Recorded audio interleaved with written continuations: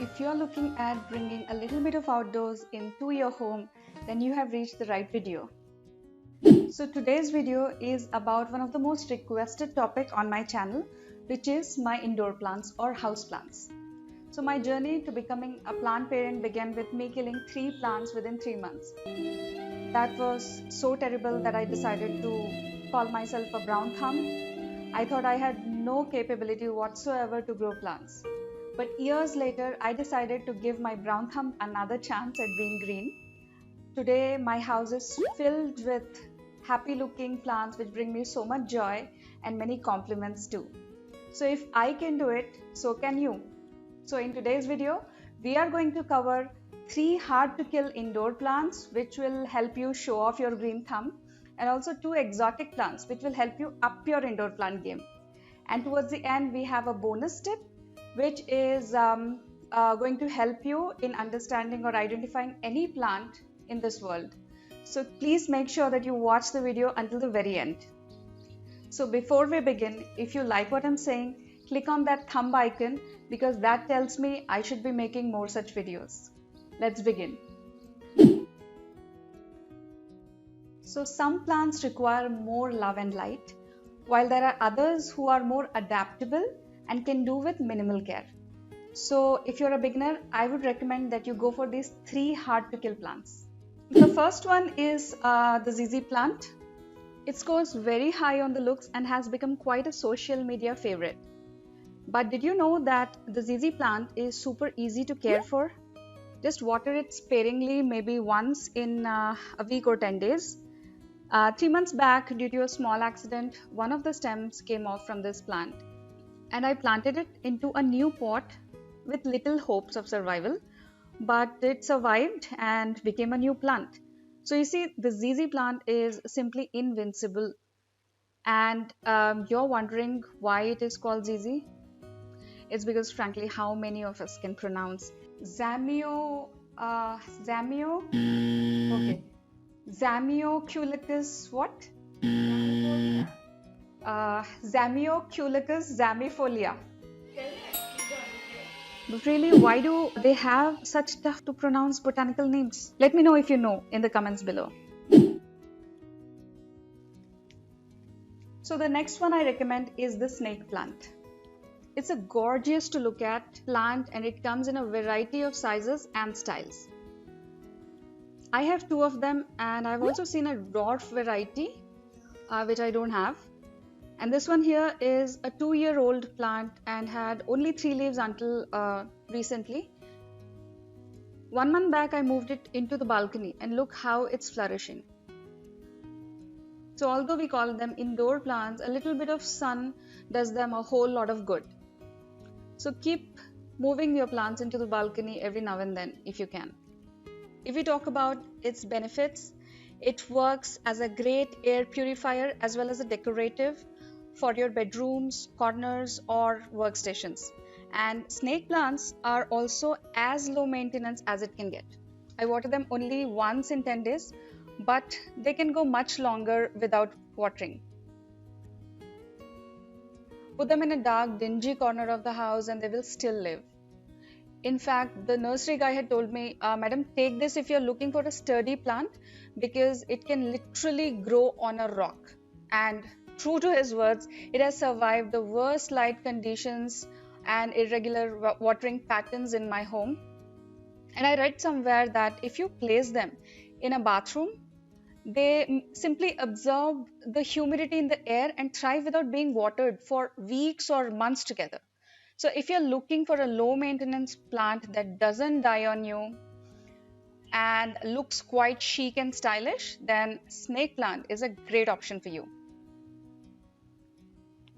The third one is aloe vera, which is a great medicinal and cosmetic plant apart from being an easy to grow plant.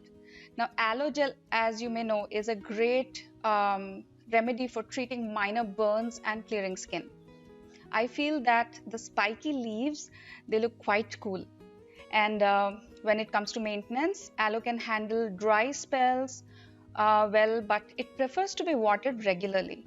So I water my aloe vera once in a week or 10 days, allowing the soil to dry out completely in between the watering. It just needs one essential ingredient, that is a lot of sunshine. So I put it next to a window that gets about 2 to 4 hours of sunlight, and then I forget about it.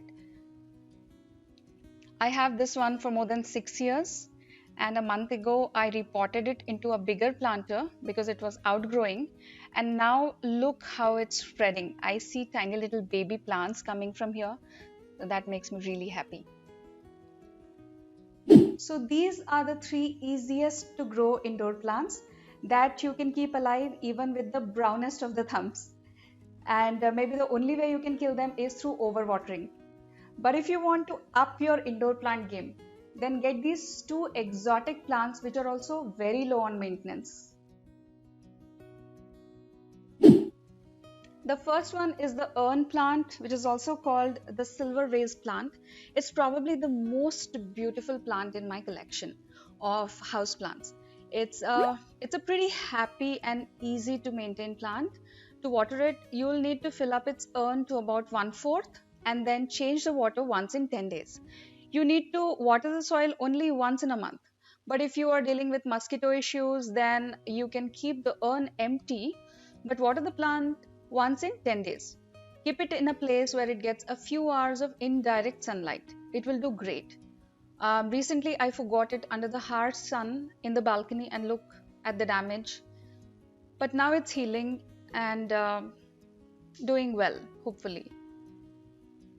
Okay, now there's a sad part about this plant. Once the plant gets this gorgeous flower, it lives only up to 6 months, that too with good care. I didn't know of that when I got it 3 months ago, which means that after a few months, this is slowly going to wilt away. Hopefully, it will leave some baby plants behind for future. But that's the circle of life. So I am doing my best, which is enjoying its presence in the present. The last one is the elephant ear plant, also called alocasia, which again is a strikingly beautiful plant. I love its two-tone purple and green color and also the pattern that the stem makes. It does well in a bright corner with indirect sunlight. So I keep it next to this window where it gets indirect and light sunlight, not the harsh one. And a note on watering is that they like to dry out between waterings. So I water it only once in a week. Before getting into the bonus tip, please remember that all of these plants are mild to moderately toxic, which means powder from the leaves or the sap from the leaves or the stem can cause skin or eye irritation. Also, if ingested or eaten, the leaves could cause stomach upset. So make sure that you wash your hands thoroughly after touching these plants and also keep them away from curious pets and children. But on the brighter side, the toxicity makes it quite resistant to all the pests and any diseases. Time now for the bonus tip that you have all been waiting for. If you ever find yourself looking at a plant and wondering how to find the name of this plant or ideal growing conditions, then simply take a picture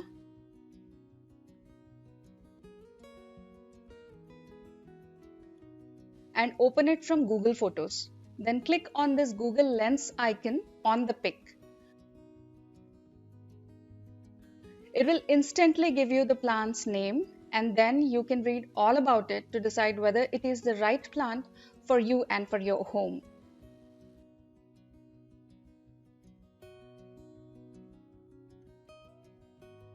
Now you go and get these plants. You can always order online, and I will go and work on my next video. And if you want to know what that is about, make sure you subscribe to the channel and click on that bell icon, because I make videos on simple and frugal living, that is getting more done for less. I promise to see you again very soon, but until then, if you're missing me, follow me on Instagram. My handle is simple yet savvy.